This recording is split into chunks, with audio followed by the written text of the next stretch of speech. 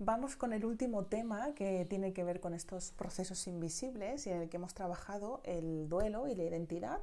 Y en esta ocasión quiero proponerte otro proceso importante que a veces pasa desapercibido, que es el sentimiento de pertenencia, el arraigo y la pertenencia. Quiero explicarte la diferencia que hay entre sentir pertenencia a una familia y estar a gusto, ¿vale? Es bastante diferente. Cuando los niños llegan a las familias, eh, acuérdate cuando hablamos de esa sobreadaptación, muchos de los niños y niñas activan sus mecanismos de supervivencia y de resiliencia y aparentemente adquieren una adaptación rápida. Claro, esto facilita el día a día, facilita la relación, la vinculación, facilita la construcción, ¿no? Del mundo afectivo entre familia adoptante y miembro adoptado, ¿no? Claro, el sentirte a gusto en un lugar no significa que te sientas perteneciente a ese lugar. Si en tu biografía has tenido experiencias de vivir fuera, por ejemplo, si has pasado temporadas fuera de tu ciudad habitual o has estado durante un tiempo estudiando fuera o por trabajo has tenido que vivir fuera de tu ciudad, comprenderás perfectamente esta sensación. No es lo mismo estar a gusto en un nuevo lugar, hacerte con las rutinas, las costumbres de un nuevo lugar, que sentir el arraigo que uno siente cuando vuelve al lugar del que procede.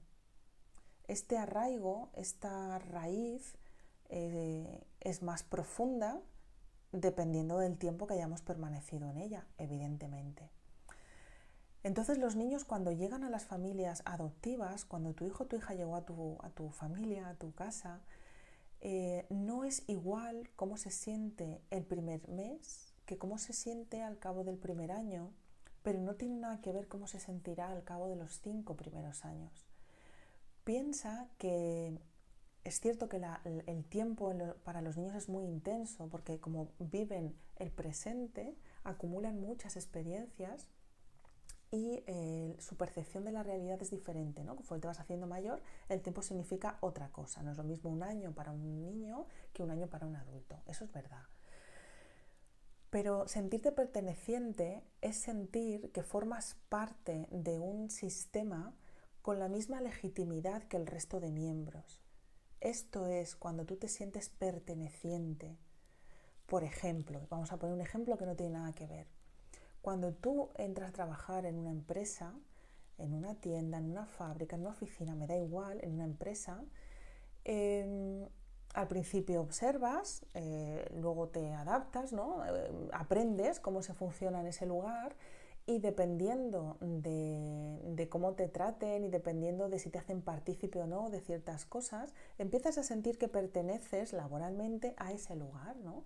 Empiezas a sentir que representas a esa empresa, que además si eres afín a los ideales que sostienen esa actividad empresarial, pues los promulgas, ¿no? Los divulgas, los defiendes y sientes arraigo, sientes lealtad, sientes fidelidad, sientes seguridad, sientes respaldo, porque hay todo un sistema al que te sientes vinculado o vinculada como una pieza importante. Esto no ocurre de buenas a primeras, aunque estés muy a gusto en el trabajo. ¿Vale? Este es el ejemplo que se me ocurre más parecido para que podamos extrapolarlo a la vivencia de familia.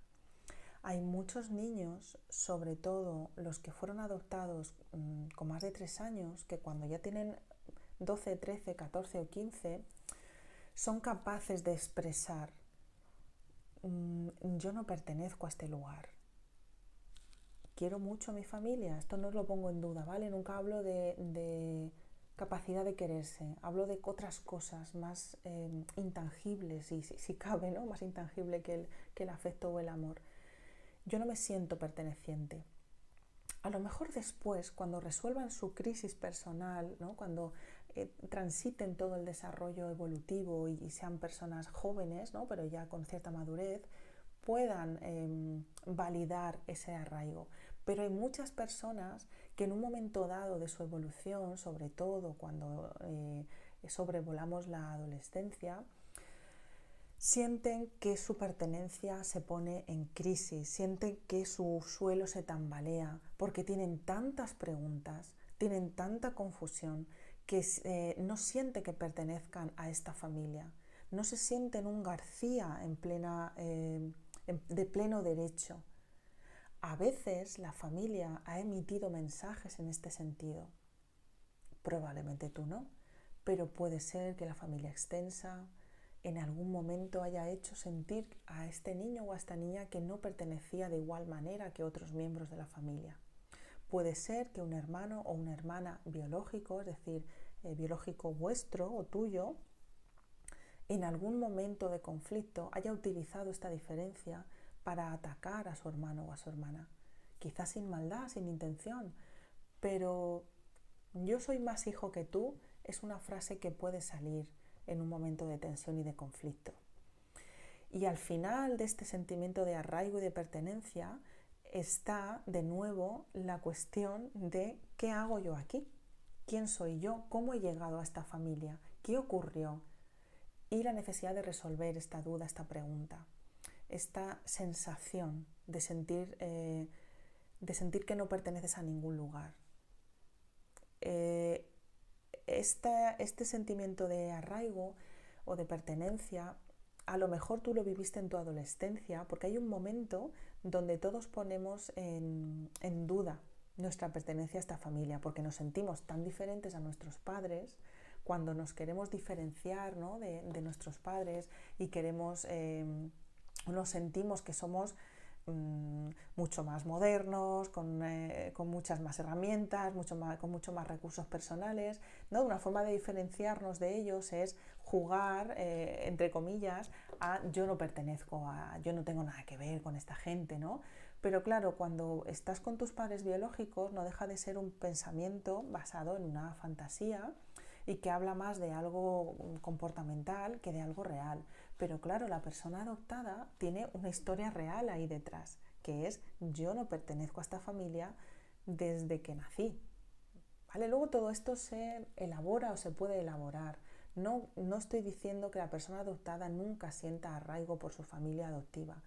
Digo que se hace muchísimas más preguntas sobre su arraigo y su pertenencia y que durante alguna época de su vida puede llegar a sentir que no pertenece a este sistema familiar o no de la misma forma, con la misma legitimidad que todos sus miembros.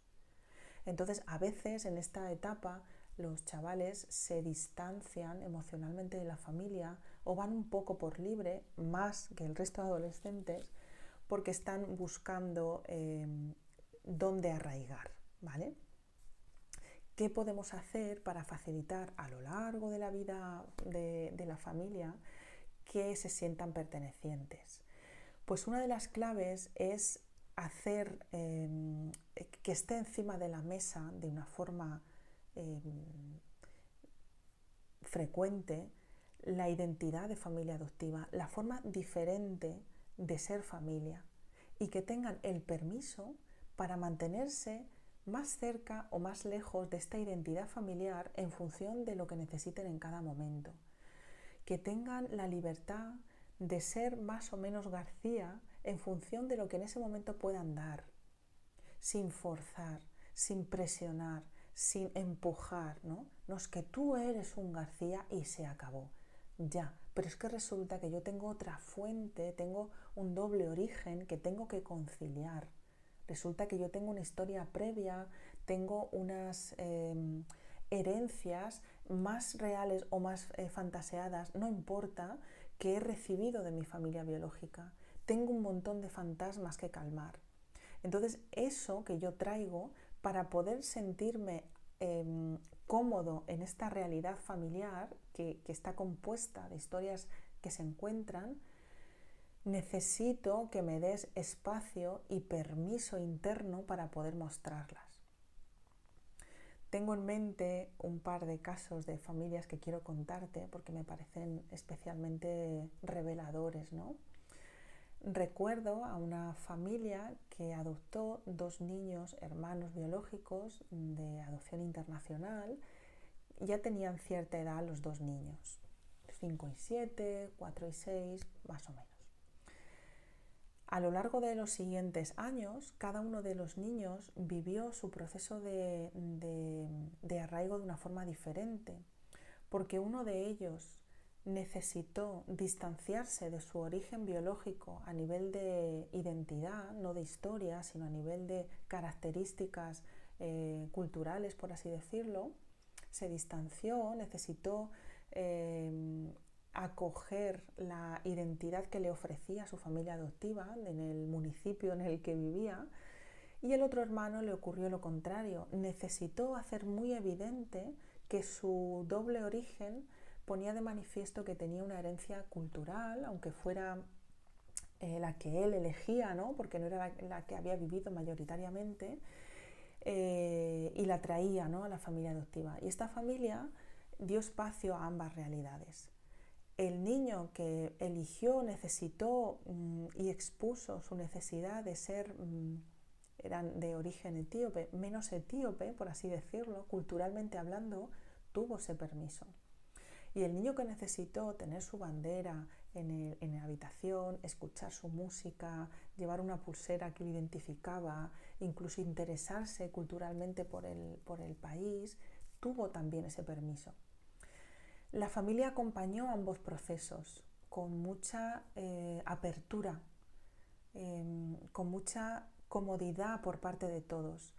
Entonces, algo que a priori podía parecer un proceso bastante difícil y complejo, ahora ya son mayores de edad los 2 chavales, los 2 encontraron su lugar, además manteniendo ese doble origen, ¿no? Cada uno en la medida que lo necesitó, porque estos procesos de los que os estoy hablando son muy diferentes en cada persona, no podemos generalizar, pero tenemos que estar abiertos a acompañar el de nuestro hijo, el de nuestra hija, ese en concreto. Por mucho que nos gustaría que fuera de otra manera, ¿no? A lo mejor tú te preparas para acompañar esa doble identidad en tu hijo o en tu hija, y tu hijo o tu hija necesita distanciarse, y aunque necesite hablar de ello, que esto no quiere decir que no hablemos de ello, no tiene por qué asumir signos o símbolos culturales que no le apetece, con los que no le apetece cargar, por así decirlo, ¿no? Y habrá otros niños que sí. Y la otra familia de la que quería hablarte era una familia compuesta con hijos biológicos mayores y con la llegada de una adopción un poco repentina, en un caso un poco especial, pero lo interesante, lo importante en este sentido es que la persona que adoptó a estos niños, cuando llegaron a este momento de adolescencia también y de confrontación, ella tenía una apertura personal tan grande, un respeto tan profundo por el camino, por el proceso interno de estos niños, que les daba una comodidad absoluta para ser o no ser Garcías. No sé si me explico. Ellos, en el momento en el que necesitaron poner un poco de distancia y dejaron de llamarla mamá y la llamaban por el nombre de pila, esto es a veces habitual, ¿no?, los adolescentes. Habrá personas, a mí también creo que me resultaría difícil, ¿no?, el encajar esto de un hijo. Ella lo vivía de una forma muy libre. Dice, bueno, es que necesita llamarme, ¿no?, como se llamara, ¿no?, de nombre. No, ahora mismo no necesita que yo sea su madre, necesita que yo esté, pero de una manera concreta. A mí me impactó mucho esta generosidad, ¿no?, porque habla de un proceso interno muy potente en esa madre, que es capaz de sobrevolar su inseguridad, ¿no? Es de mantenerme aquí. Yo sigo siendo tu principal fuente de apoyo, me da igual si me llamas mamá o no me llamas mamá, ¿no? Ese título, bueno, ahora mismo es anecdótico. Entonces, lo que quiero decirte con estos ejemplos es que a lo largo de la educación de los niños tenemos muchas ocasiones para hacer que esto que estamos formando juntos, ellos formen parte también de esto, ¿no? ¿Qué os puede ayudar? Aparte de estas actitudes internas que os intento explicar y que es difícil de explicar, ¿vale? Esta actitud interna de apertura, de respeto profundo por el proceso, de no sentirnos amenazados, ¿no? Por si en algún momento se atreven a verbalizar, no me siento perteneciente a esta familia, porque automáticamente nosotros nos vamos a herir, ¿no? ¿Qué he hecho yo para que tú no te sientas perteneciente? Bueno, es que igual no tiene que ver contigo, ¿no? Tiene que ver con mi historia, con mi proceso, con mi necesidad de tener permiso para no ser un García durante este tiempo. Simbólicamente, hablo simbólicamente. Entonces, aparte de esta actitud de respeto interna, os puede ayudar a lo largo de la vida familiar el ir generando una identidad de familia, cosas que os unan como familia, teniendo en cuenta los intereses también de los hijos, cosas que os unan, que os identifiquen, que os cualidades compartidas, ¿no? Pequeños rituales familiares que luego quedan, ¿no? en la memoria. ¿Te acuerdas cuando hacíamos esto? ¿No? Una cosa que se repite cada año, que haya encuentro personal entre los miembros, ese respeto a la individualidad dentro de la globalidad de la familia. Son espacios donde cada miembro del sistema puede ser él mismo o ella misma sin necesidad de diluirse en este elemento común que es los García, ¿no? Hay como dos niveles, uno del conjunto, del sistema, y otro individual. Entonces la armonía entre ambas dimensiones facilita que esas personas que componen el sistema de los García se sientan pertenecientes, sientan el arraigo, ¿no? Y evidentemente el compartir muchas experiencias en común, pasar mucho tiempo juntos, porque esas experiencias son las que luego uno rememora y las que uno saborea, ¿no? Cuando se distancia de la familia, porque ya creces, uno qué es lo que a qué llama, ¿no? Cuando está un poco más tierno, cuando dice, ay, pues me acuerdo cuando, ¿no? Me acuerdo cuando mi madre me hacía masajitos en los pies antes de dormir. Me acuerdo cuando mi papá me contaba cuentos para que me fuera más contento al cole. Me acuerdo cuando mi hermana y yo jugábamos a las chapas en la casa de campo de los abuelos. Vivencias compartidas, encuentro personal, respeto a lo individual. Todo eso facilita que cuando llegue la turbulencia de la adolescencia, la pasemos y después de la adolescencia nos reencontremos, ¿vale? Me encantaría seguir hablando de adolescencia porque sé que es un tema que te interesa muchísimo, pero bueno, lo haremos en otra ocasión probablemente. Nos vemos en el siguiente tema.